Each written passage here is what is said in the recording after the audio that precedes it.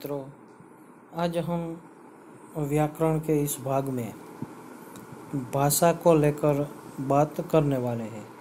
हालांकि भाषा की बात करें तो कई प्रकार के अलग अलग चिन्हों में, अलग अलग शब्दों में, अलग अलग भावों में, अलग अलग क्षेत्र के अनुसार भाषाएं हैं वो हम सुनते हैं, लिखते हैं, पढ़ते हैं, यह कार्य करते हैं। तो इसी आधार पर आज हम हिंदी भाषा भी किस प्रकार है, या तो भाषा के लिए हम क्या कह सकते हैं, भाषा किसे कहेंगे, वो सारी बातों को लेकर हम देखने वाले हैं, उनकी चर्चा करने वाले हैं। ठीक है, तो जैसे हम जो कुछ भी बात कर रहे होते हैं यहाँ, जैसे ये नमूने के रूप में देखे, उदाहरण के रूप में दिया हुआ है कि रीना क्या कर रही हो, तो रीना उनका जवाब देती है, टीचर है कि शुरू जी तुम मंच पर गीत सुनाने के लिए तैयार हो?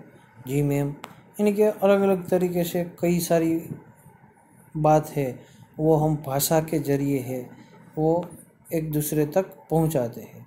कि भाषा है वो क्या करती है कि हमारा जो दैनिक जीवन होता है, यानी रोज़ का जो जीवन है, उसमें विचारों को एक दूसरे तक पहुंचाना यदि कोई काम कर सकती है तो कौन है? भाषा है। हम एक दूसरे से मिलते जुलते हैं, अपने विचार प्रकट करते हैं और भाषा के माध्यम से हम अपने विचार है दूसरों तक पहुंचते हैं। तो यही भावों का जो आदान प्रदान है वो कई अलग अलग तरीके से वैसे कर सकते हैं। संकेतों के द्वारा भी हो सकता है, इशारा करते हुए, यानी कि फिर बातचीत के द्वारा हो सकता है, बोलने से भी, इसके अलावा लिखने से भी हो सकता है। तो ये अलग अलग तरीके हैं जो हम प्रयोग करते हुए अपने भाव दूसरे तक पहुंचा सकते हैं। हालांकि पशु पक्षी की भी बात दी गई है। पशु पक्षी है वो भी अपनी आवाज़ में बात है दूसरे तक पहुंचाते हैं, तो वह सारी ध्वनियाँ है वो निकलती रहती है, तो उसे ही हम भाषा के रूप में जानते हैं। ठीक है, तो उनमें मुख्य लक्षण देखें यदि कि भाषा हम किसे कहेंगे, तो यह क्या रहेगा? यहाँ पर जैसे दिया गया ये पूरा जो बॉक्स है उनमें उनकी मुख्य बात दी गई। एक तो क्या कहा कि भाषा जो है वो सार्थक ध्वनियों के मेल से बनती है। कैसे? ध्वनि यानी क्या होता है? सबसे छोटा भाग भाषा में, या तो वर्ण जो कहे, क ख वगैरह जो कहते हैं उसे ध्वनि या तो वर्ण कहा जाता है। तो उन ध्वनियों को जोड़कर कोई सार्थक शब्द बनता है, तो इसी तरह से भाषा है वो बनती है। ठीक है, यह एक पॉइंट दिया गया है। दूसरा कौन सा रहेगा? भाषा में ध्वनियों के लिए प्रतीक या चिन्ह होते हैं। जैसे क ध्वनि हम बोलते हैं तो उनका चिन्ह हम क्या कहेंगे? ये क, ये उनका चिन्ह होगा। यदि इस प्रकार कोई हम लाइन बनाएंगे, लिखेंगे कुछ, तो उसको पढ़ना है वो क्या कहा जाएगा? क कहा जाएगा। तो यह प्रतीक और चिन्ह से ध्वनियाँ है वो बनती है। फिर तीसरा कहा भाषा मन के भावों विचारों को दूसरे तक पहुंचाती है। भाषा का क्या काम? जैसे हमने देखा था, भाव विचारों को दूसरों तक पहुंचाना, तो यह एक उनका पॉइंट रहेगा मुख्य। फिर क्या कहा? प्रत्येक भाषा में शब्दों के अर्थ होते हैं, कि शब्दों के अपने अपने अर्थ होते हैं और साथ ही उसमें वर्ण, शब्द व वाक्य संरचना की व्यवस्था भी होती है।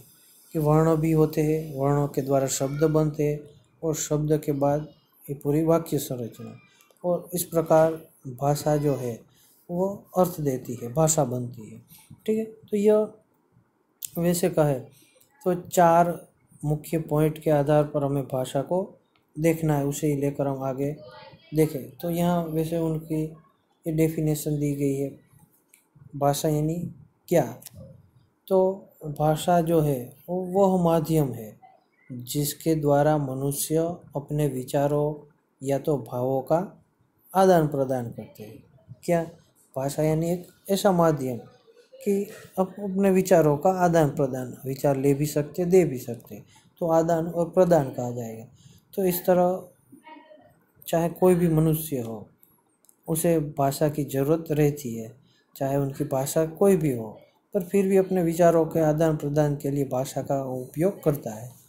तो यही मुख्य बात है और जिसे लेकर ये टॉपिक हमने आज चुना हुआ है। तो विस्तार से जानेंगे, देखेंगे। आगे देखें तो अब क्या है, भाषा के भेद प्रकार दिए गए कितने हैं, मुख्य रूप से 2 भेद। भाषा को हम 2 प्रकारों में, 2 भागों में बांट सकते हैं। एक तो कौन सा, मौखिक यानी कि कथित, जो हम बोलते हैं वह भाषा, और दूसरी कौन सी रहेगी, लिखित भाषा, जो लिख कर करते हैं। उसमें भी हमारे भाव आ जाते हैं, हमारा दुख है, हमारी खुशी है, सब कुछ प्रकट कर सकते हैं। तो इस तरह मुख्य हमारे यहाँ हम देखें तो मौखिक कथित भाषा और दूसरा है वो लिखित भाषा। ये भाषा के मुख्य 2 प्रकार रहेंगे, उसे लेकर हम यहाँ आगे देखें तो उदाहरण के सहित यहाँ पर समझाया गया है। क्या है, जैसे शुरुआत है कि अध्यापिका ने कक्षा में आकर बताया कि इस बार ग्रीष्मावकाश में, यानी कि जो समर वेकेशन है, ग्रीष्मावकाश यानी समर वेकेशन, तो उस वक्त विद्यालय की ओर से छात्रों को ऊटी ले जाया जाएगा, यानी कि ऊटी के प्रवास पर ले जाएगा। और सभी छात्रों ने ये बात सुनैना ने घर जाकर अपने माता पिता को बताया। माता पिता ने उसकी बात ध्यानपूर्वक सुनी और ऊटी जाने की अनुमति दे दी। ठीक है, फिर वो बात दूसरों तक पहुंचाई, माता पिता ने सुनकर समझी। तो यह क्या हुआ कि अध्यापिका है, उन्होंने सुनैना को कहा, सुनैना ने अपने माता पिता को। तो यह भावों को एक दूसरे तक पहुंचाने का पूरा काम जो है वो कौन करती है, भाषा, क्योंकि शब्दों के द्वारा ये हुआ था, और शब्द यानी कि भाषा। ठीक है, अब इसके आधार पर इनके मुख्य यहाँ पॉइंट दिए गए हैं, जिसके चलते हमें भाषा है वो कैसी होती है वो जानना है। ठीक है, तो पहला जो दिया गया देखे तो मनुष्य ने पहले बोलना सीखा, तो यह भाषा का मूल रूप है। कि भाषा का मूल रूप कहे तो बोलना, क्योंकि सबसे पहले मनुष्य बोलना सीखता है, फिर भाषा के इस रूप का प्रयोग अधिक होता है।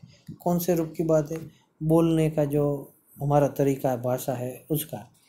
वार्तालाप, काव्य पाठ, कहानी सुनाना, भाषण, समाचार वाचन, वाद विवाद, नाटक, रेडियो, मोबाइल, टेलीफोन, दूरदर्शन आदि श्रव्य कार्यक्रम, श्रव्य यानी कि सुनकर होने वाले सारे कार्यक्रम जो है वो भाषा के मौखिक रूप है।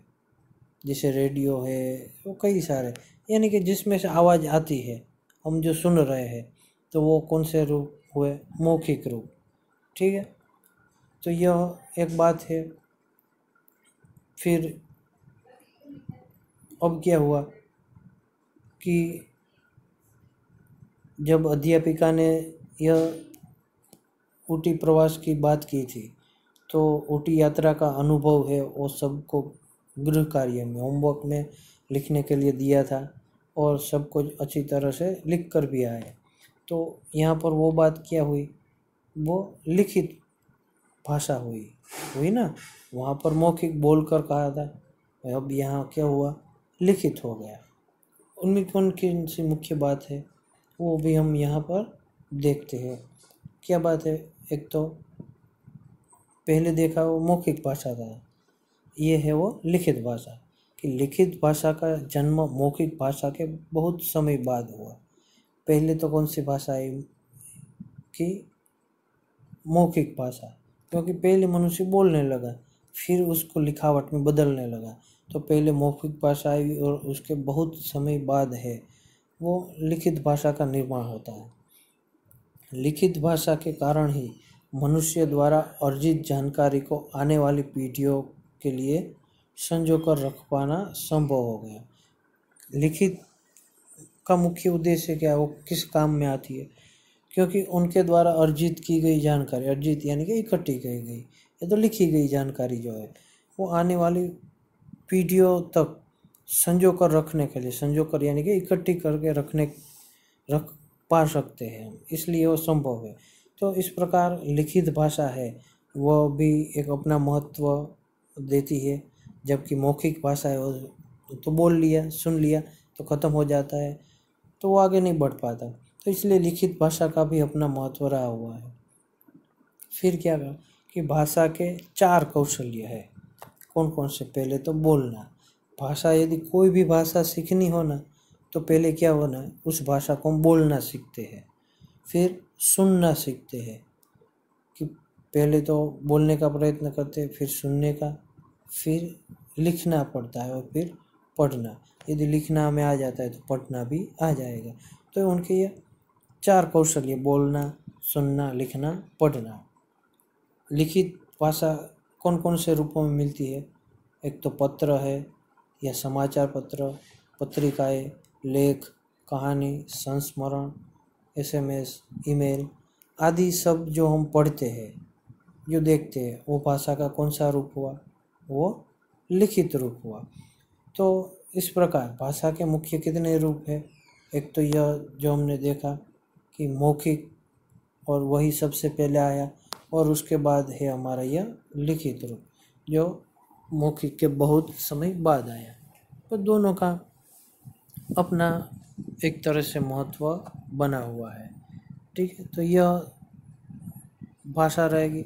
अब उसमें भी हम आगे तक जाए कि भाषा तक तो ठीक है, पर कई बार क्या होता है कि अपने अपने देश को लेकर, अपने प्रदेश को लेकर, या तो अपने जन्मभूमि को लेकर अलग अलग भाषाएं मिलती हैं।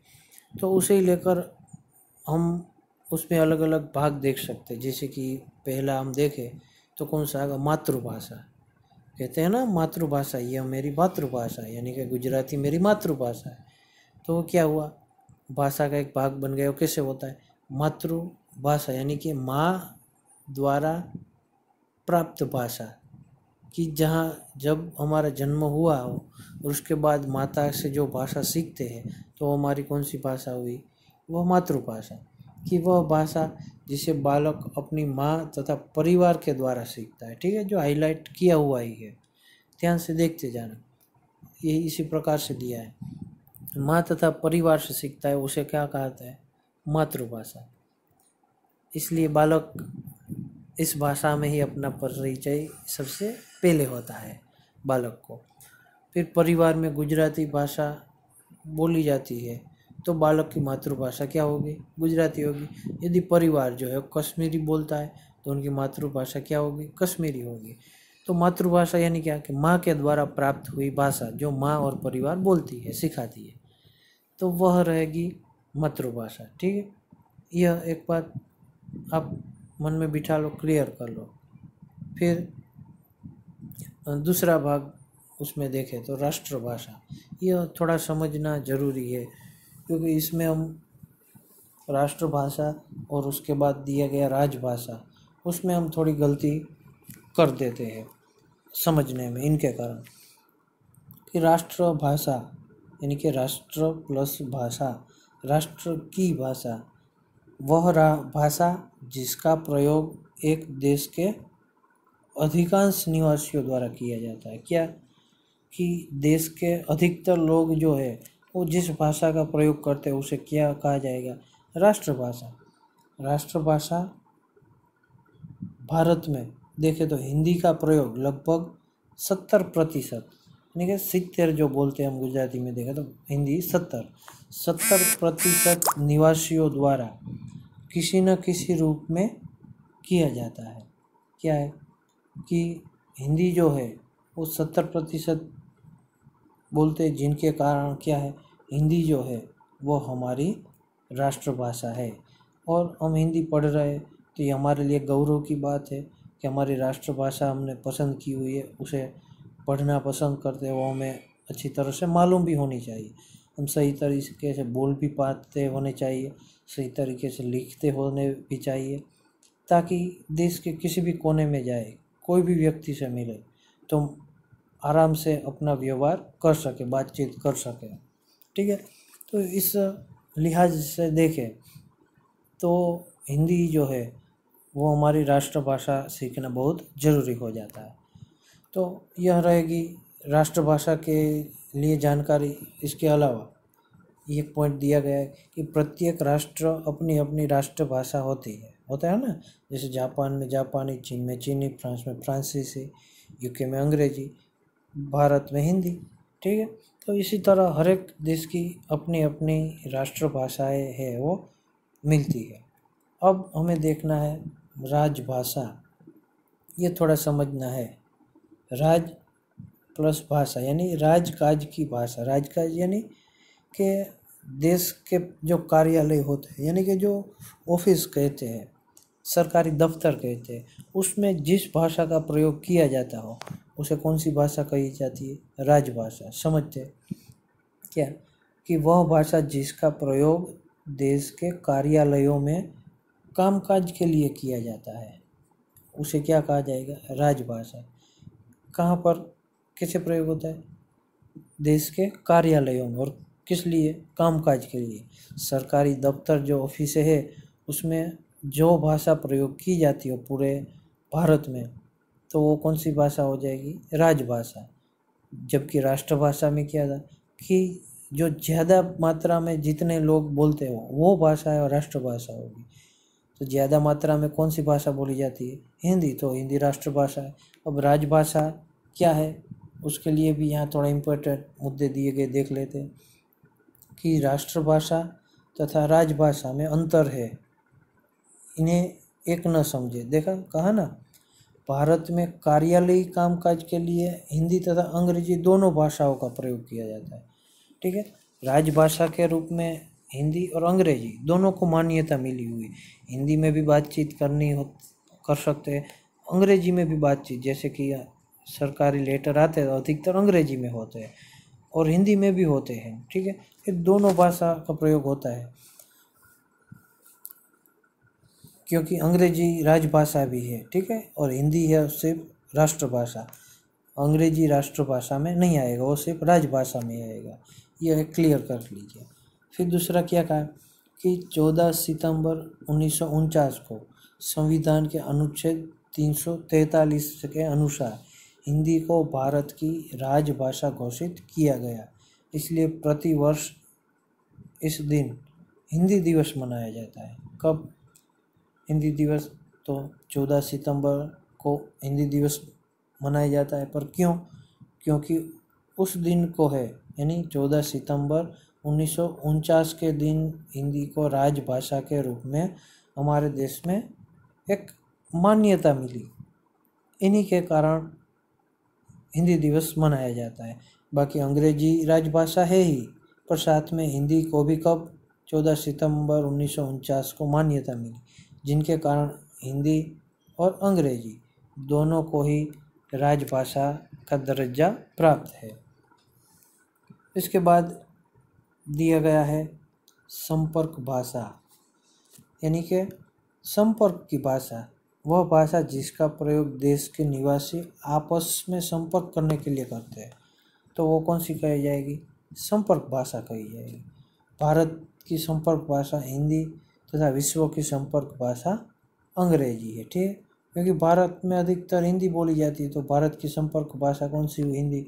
और विश्व में अधिकतर क्या बोली जाती है? अंग्रेजी। तो अंग्रेजी विश्व की संपर्क भाषा हुई। ठीक है, तो यह भी समझ लेना सही रहेगा, ठीक रहेगा। अब इसके आगे हम देखें तो कौन सा भाग दिया गया है? हम देखने वाले हैं भारत की मान्यता प्राप्त भाषाएं। कि भाषाएं तो बहुत सारी, हम देखते हैं कि हमारे यहाँ कई प्रकार की भाषाएं बोली जाती है। कितनी? और उसमें से संविधान यानी हमारे कानून में भी देखा जाए तो कितनी भाषाओं को मान्यता मिली हुई है? 22 भाषाएं जो है उसे भारत के संविधान के अनुसार मान्यता मिली हुई है। कौन कौन सी? सभी के नाम दिए गए, हम देख लेते एक बार। हिंदी, असमिया, बांग्ला, गुजराती, बोडो, डोगरी, कन्नड़, कश्मीरी, कोंकणी, पंजाबी, उर्दू, मैथिली, मलयालम, मणिपुरी, मराठी, नेपाली, उड़िया, संस्कृत, तमिल, तेलुगु, संताली तथा सिंधी। ये हम गिन ले तो टोटल कितनी है? 22। 22 यह भाषा को मान्यता है हमारे भारत में मिली हुई है। ये सभी भाषा का प्रयोग हम भारत में कर सकते हैं, उसमें कोई दिक्कत नहीं है। तो यह भी जान लेना ज़रूरी है। ठीक है, इसमें गुजराती भी हमारी शामिल है, हिंदी तो राष्ट्रभाषा राजभाषा, बाकी प्रदेश अनुसार बोली जाने वाली यह सारी भाषा है। ठीक है, अब बात करें तो क्या हम देखेंगे इसके अलावा मानक भाषा, वो भी एक हमारे यहाँ ज़रूरी बात है, क्योंकि प्रत्येक भाषा जो होती है उनका एक अपना अपना बंधारण होता है, लक्षण यानी कि होते हैं, अपने अपने नीति नियम होते हैं, किनको किस तरह से लिखा जाता है, कैसे बोला जाता है, कैसे कैसे शब्द होते हैं उनमें। तो यह क्या हो जाता है? मानक। और मानक यानी क्या कि उनमें वैज्ञानिक तौर पर या तो एक नियमों के तौर पर मान्यता प्राप्त हो गई होती है, तो मानक भाषा कहेगी। जब भाषा विकास प्रक्रिया से गुजरती है तब उसकी एक रूपता को बनाए रखना कठिन हो जाता है, क्योंकि एक जैसा लगना चाहिए। आज हम क है जिस प्रकार लिखते हैं तो फिर आगे जाके वैसा ही क लिखना होता है, उच्चार भी उसका वैसा ही होना चाहिए। तो यह जो नियम बनाए हैं हमने, तो कौन सा हो जाएगा? मानक भाषा, वो मान्यता प्राप्त है। जैसे कहें शॉर्ट में तो यहाँ जो लास्ट वाक्य दिए गए वो हमें खास देखना है। भाषा के जिस रूप को शिक्षित जन द्वारा प्रयुक्त व विद्वानों द्वारा स्वीकृत किया गया वह भाषा मानक रूप कहलाता है। शॉर्ट में ये पैराग्राफ का सार देखें, या तो मानक भाषा किसे कहेंगे वो हमें कहना हो तो किसे कहेंगे कि शिक्षित जन द्वारा प्रयुक्त व विद्वानों द्वारा स्वीकृत की गई जो भाषा है, जो किया जाता है भाषा के जिस रूप को, तो वो कौन सा कहला जाए? मानक रूप, यानी कि मानक भाषा कही जाएगी। ठीक है, तो मातृभाषा, राष्ट्रभाषा, राजभाषा, संपर्क भाषा और फिर मानक भाषा। ठीक है, और भारत में 22 इस प्रकार की भाषाओं को मान्यता प्राप्त है। अब मानक और अमानक, मानक यानी कि वैसे शुद्ध कह सकते हैं। ठीक है, होता है ना शुद्ध शब्द अशुद्ध शब्द, तो उसी आधार पर मानक यानी कि शुद्ध शब्द रहेंगे सही, अमानक यानी कि अशुद्ध शब्द। जैसे कि ये द और ध है ऐसे लिखा जाता है, पर हिंदी में इस प्रकार लिखने की छूट दी गई, ये वाला है वो नहीं लिखना है। फिर तो ऐसे नहीं लिखा जाएगा, ऐसे ही लिखा जाएगा। ठीक है, द्व, तो द्व ऐसे नहीं, पर द आधा और वो दिया गया है। फिर ज, तो ऐसे नहीं, ऐसे ही लिखा जाता है। अंत,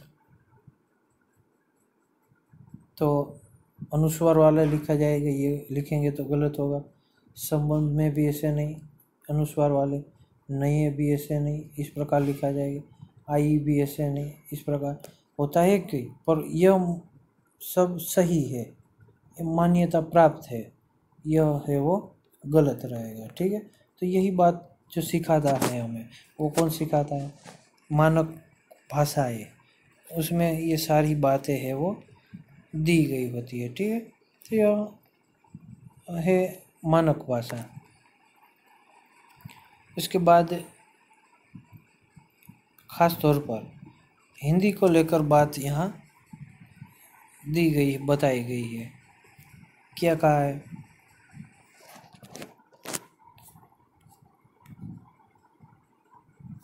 बहुत सारा वैसे दिया गया है, देख लेते एक के बाद एक पॉइंट। पहला क्या कहा कि हिंदी भारत की राजभाषा तथा संपर्क भाषा है। राजभाषा भी, संपर्क, एक दूसरे से बात करने के लिए भी ये जरूरी है। इसे भारत की राष्ट्रभाषा भी कहा जाता है, यानी 3 हिंदी को दर्जे मिले हुए, एक राष्ट्रभाषा का भी, संपर्क भाषा का भी और राजभाषा का भी। राजभाषा, राष्ट्रभाषा, संपर्क भाषा। हिंदी इसलिए ही बेस्ट है, हमें कंपलसरी वैसे कहे तो पढ़ना चाहिए, आनी चाहिए हमें। फिर दूसरा, यह भारत में अनेक राज्यों के निवासियों की मातृभाषा है। एक तो यह जान ले कि हमें, भले हम यहाँ गुजरात में रहते हो, गुजराती बोलते हैं, यहाँ की बात करें तो, मैं अपनी यानी कि बात करूँ तो, ठीक है। इसी तरह यदि भारत के अधिकतर राज्यों में देखें तो कौन सी भाषा, हिंदी भाषा है, वो अधिकतर बोली जाती है, और उन लोगों की मातृभाषा क्या है, हिंदी है, तथा संपर्क भाषा इस देश की भी हिंदी है। इसके लिए भी इनका महत्व है। फिर हिमाचल प्रदेश, कौन कौन से हिंदी भाषी प्रदेश वो कहा है, तो हिमाचल प्रदेश, उत्तर प्रदेश, उत्तराखंड, हरियाणा, दिल्ली, मध्य प्रदेश, छत्तीसगढ़, बिहार, झारखंड, यह कहे 9 जो राज्य यहाँ पर दिए गए हैं, वो ऐसे मुख्य राज्य है कि जहाँ पर संपूर्ण रूप से कहे तो हिंदी मातृभाषा के रूप में है, वो बोली जाती है, वो वहाँ का, या कहे एक तौर पर तो हिंदी भाषी ये प्रदेश है, हिमाचल, उत्तराखंड, हरियाणा, दिल्ली, मध्य प्रदेश, छत्तीसगढ़, बिहार, झारखंड, ठीक है। फिर हिंदी पूर्णतया वैज्ञानिक भाषा है, यह इनकी मुख्य विशेषता है। क्या कि वैज्ञानिक तौर पर इसे मान्यता प्राप्त मिली हो, ऐसी भाषा है वो हिंदी भाषा है। उसके उच्चारण व लेखन में एक रूपता है कि हम जैसा बोलते हैं वैसा ही लिखना है, अलग नहीं। जैसे कि उदाहरण के तौर पर मैं बताऊँ कि अंग्रेजी हो, इंग्लिश हो, तो उसमें बोला जाए वह कभी कभार नहीं लिखा जाता है, यानी कि साइकोलॉजी हम बोलते हैं, पर शुरुआत कैसे होती है, पी से होती है ना, PHY, साइकोलॉजी, वैसे होता है। तो इस तरह हिंदी में ऐसी कोई भी बात नहीं है कि जो बोलते हैं उस तरह नहीं लिखते हैं, जैसा उच्चारण होता है वैसा ही उनको लिखा जाता है। इस तौर पर कहे तो यह वैज्ञानिक भाषा है। फिर लिपि चिन्हों के नाम व ध्वनियों में कोई अंतर नहीं है, कि जो लिपि चिन्ह है और ध्वनि है उसमें कोई अंतर नहीं। जैसे रोमन में अक्षर बी की ध्वनि ब है, परंतु हिंदी में अ की ध्वनि अ ही है, ठीक है। सुना जाना, उदाहरण के साथ समझाया है मैंने कि रोमन बी को ब बोला जाता है, होता है, हम स्पेलिंग लगते हैं और उच्चार करते हैं तो अलग हो जाते हैं। तो इस तरह यहाँ हिंदी में नहीं है, इन्हीं के कारण ध्वनि लिपि एक है और इन्हीं के कारण वैज्ञानिक भाषा भी कहा जाता है। फिर क्या कहा, हिंदी फिजी देश की भी राजभाषा। देखो हिंदी इतनी प्रसिद्ध हो गई, इतनी फैली हुई है कि फिजी की राजभाषा वो बनी हुई है। फिर कहाँ कहाँ बोली जाती है, तो मॉरिशस, फिजी, त्रिनिदाद और टोबैगो, फिर सूरीनाम, मलेशिया, अमेरिका, दक्षिण Africa, Yemen, Uganda, Nepal, New Zealand, Germany, ऐसे कई देशों में हिंदी है वो बोली जाती है। वहाँ के लोग हैं वो हिंदी बोलते भी है, ठीक है। ये कोई छोटी बात नहीं है, हिंदी के लिए एक बड़ी बात हम कह सकते हैं कि वहाँ कई देशों तक ये हमारी हिंदी जो है वो पहुँची हुई है। फिर क्या कहा, डॉक्टर जयंती नौटियाल ने 20 वर्षों तक देशी तथा विदेशी भाषाओं के आंकड़ों का अध्ययन करके ये सिद्ध कर दिया कि हिंदी भाषियों की संख्या चीनी बोलने वालों से अधिक है। देखो यह एक और विशेषता दी गई किसने के द्वारा, डॉक्टर जयंती नौटियाल, जो कि 20 वर्ष तक उन्होंने अभ्यास किया, अध्ययन किया और फिर कहा है, सिद्ध किया हुआ है कि चीनी बोलने वालों से भी अधिक संख्या है हिंदी भाषी लोगों की है। तो यह भी एक बड़ी बात है। फिर क्या है, संपूर्ण विश्व में हिंदी भाषा में सबसे अधिक फिल्में बनाई गई। जो देखो और एक बढ़िया बात आई कि सबसे अधिक फिल्मों की बात करें भाषा के तौर पर तो हिंदी भाषा उसमें भी पूरे विश्व में श्रेष्ठ है, आगे है। फिर आजकल टीवी चैनलों, समाचार, ठीक है, विज्ञापन और अन्य कार्यक्रम में हिंदी भाषा का सबसे अधिक क्या होता है, प्रसारित होता है, भाषा चुनी जाती है। फिर भारत में सर्वाधिक पत्र पत्रिकाएं और पाठक यानी कि पुस्तकें कहे वो हिंदी भाषा के हैं। हिंदी का शब्द भंडार 1 करोड़ से भी अधिक है। देखो यह भी एक बड़ी विशेषता है, क्योंकि हर एक भाषा जो है वो किससे जानी जाती है, किससे उसे मजबूती मिलती है, उनके शब्दों के द्वारा। तो इस तरह हिंदी के शब्दों की बात करें तो 1 करोड़ से भी अधिक शब्द भंडार उसमें रहे हुए हैं। वह दिन दूर नहीं कि जब हिंदी विश्व की संपर्क भाषा के रूप में प्रयोग की जाएगी। देख लो, ये भी एक भविष्य की बड़ी बात बताई गई है कि ऐसा भी समय आ सकता है कि पूरे विश्व में भी संपर्क के लिए, लोगों को बातचीत करने के लिए हिंदी भाषा का भी प्रयोग करना पड़े। तो यह एक बड़ी बात भी रखी हुई है। इस तरह हिंदी बहुत बड़ी और विशेष भाषा के रूप में हम देख सकते हैं। हालांकि अभी भी मुझे बहुत सारा बताना है भारत के हमारे केंद्रीय भाग को लेकर और मान्यता को लेकर, पर बहुत लंबा लेक्चर हो गया है, टाइम निकल गया है, तो यहाँ से ही हम ख़त्म करते हैं। ठीक है, फिर आगे मिलेंगे तो विस्तार से और भी भाषा के बारे में आपको नई नई जानकारियाँ मैं दूंगा। ठीक है, तो ये सब कुछ एक बार देख लीजिए, पढ़ लीजिए, तो और जानकारी आपको मिलती रहेगी। ठीक है, घर पर रहिए, सुरक्षित रहिए।